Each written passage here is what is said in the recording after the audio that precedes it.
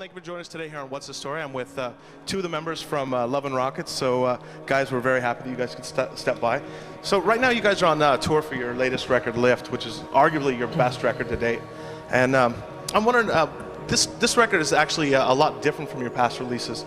So, what brings about the changes in between each record for you guys? This is the first time we've officially used the producer on this one, Doug DeAngelis, so he co-produced it with us because we wanted a continuity with the album, which is something that on the one before this, we had a bit of an identity crisis as far as being this particular entity, this band was concerned, so we wanted something that was very fluid continuity, which Doug did bring that to the group, so that's a big part of it. The seeds of this album also sown in the one before Sweet FA, which was called Hot Trip to Heaven, which was recorded in '92, came out in '94. If you go back and check that one out, you can see that that's the genesis of what we're doing now, in that it takes on board electronic music big time. All right, so I know that you guys worked with a lot of different people on this record, from people that came in to do studio work and a lot of people that did remixes for it, like Luscious Jackson or KMFDM. Now, do you guys find it easier to work with people that you're fans of, or easier to work with people that were recommended to you? Well, I mean, the remixes and stuff, we didn't work with them. We gave them the tapes and they did what the hell they wanted with them. So it wasn't a collaboration in that sense at all. I mean, essentially we were, as always, we're pretty sort of really private when we're working on the stuff, and it's usually just us three and whoever is the engineer or whatever. The exception to that was the time that Luscious Jackson came in, whereas we had a track sort of finished and we needed some female vocals on it. And then Doug, the producer, knew them personally, and we were in New York at the time, and he just got them to come in. And we played them the backing track without any of the vocals or anything, so nobody knew what was the song about. They just had a beat, you know, and what key it was in, and then they started doing what they were doing, you know, some vocal tracks were put down and various guitar bits. And then when we lifted the whole track up, everything sort of fitted into place. So that's as far as near as we sort of got to collaborating. But did you find yourself being fans of Luscious Jackson before you brought them in, or were they just recommended to you? Well, they were recommended, but well, personally, I really like that single, which I don't remember what it was. Naked Eye? Well, the album, that album was around when we first started working on the record. It was just something we were playing at the time and we were into, so it made sense, yeah. All right, so I know that you guys wrote just a whole shitload of songs for this record, like 30 songs, yet you only ended up with 12 on the record. When can fans of the band see or find these tracks anywhere else? No, they won't find them because we throw them away. It's just a work in process, and the stuff that doesn't make it onto an album, to a CD, we disregard it. I mean, that's why it didn't make it on there, because it wasn't good enough. So, you know, we had about like 28 tracks, whatever, and that was the cream of that work, because, you know, it was done over a 2-year period, so we had the luxury of being able to pick and choose. So I know that you guys have been around now just for like 20 years doing music. So do you guys still find, and this record is just an awesome record, but do you guys still find yourselves in the studio feeling the pressure to have another top 10 hit or another hit record? Or have you ever felt that pressure? Well, we've wanted hit singles since we started doing this. I mean, speaking for myself, I think having hit singles is the best thing that you can have.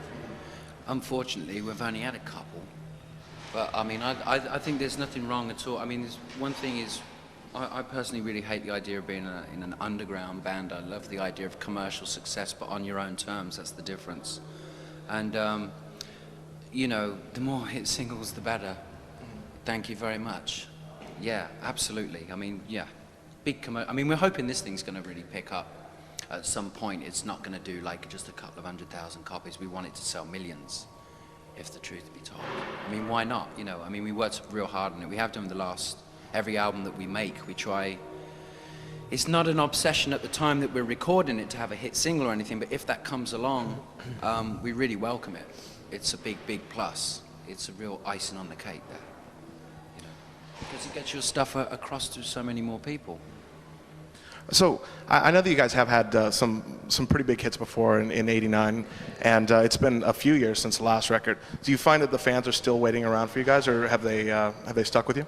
Well, yeah, there's the hardcore fan base, but one thing within pop music, you know, which I think we consider ourselves to be involved in, it's pop, a big part of it, is that if you go away for 10 minutes, people do tend to forget. You've got to always be coming out with something. And we did just have a year or so's break after '89, and then it was, people sort of, I think, considered that we were over as a band, but we were just having a break. But then it took 2 years to make the album after that, because of what we were doing was completely different. So, as far as the public was concerned, it looked like we'd been away for 3 years, so it looked like we had disappeared. So then, you know, also around '89, 1990, the whole grunge thing happened, which completely sort of pulls the carpet out from under your feet. But we were having a break, by coincidence, we were having a break at that time anyway. But yeah, the last 9 years has been a bit of an upward struggle in comparison with, say, '85 to '89. Sort of 1990 till now has been, it's been interesting, but it's definitely been Hard. What's the nice way of putting it? Hard. Fucking difficult. But I mean, this tour has been sold out so far. We had great turnouts, and we've had a really good tour so far, playing wise. What we want to do now is with Lift is to the public to perceive it that we were not a band that is stuck in 1985 or something. We're reinventing ourselves basically. That's the idea. All right, so you mentioned that the fans kind of forget about you if you have taken off a year, and a lot of the bands that I know that are working with you now, like Orgy's going on tour with you. I know that they have kind of like taken on the style that you guys have left off in the early '90s. So what do you think of the bands that have kind of basically are out that are copies of the bands that you guys have been in over the past years? I don't personally see them as copies at all. I don't see Orgy as a copy of us at all. Or that was a bad example, I guess. Well, but everybody takes from everybody else, so that's... I mean, we've been stealing for years. You know, there's nothing wrong with that. You use the stuff as an influence, but at the end of the day, it comes across if you're a blatant rip-off or if you're just using stuff as an influence. So, I never really compare us with anybody else. And if you hear something in another song that says, "Oh, that's reminiscent" or whatever, fine, you know. And then if they do rip us off, we sue them. All right.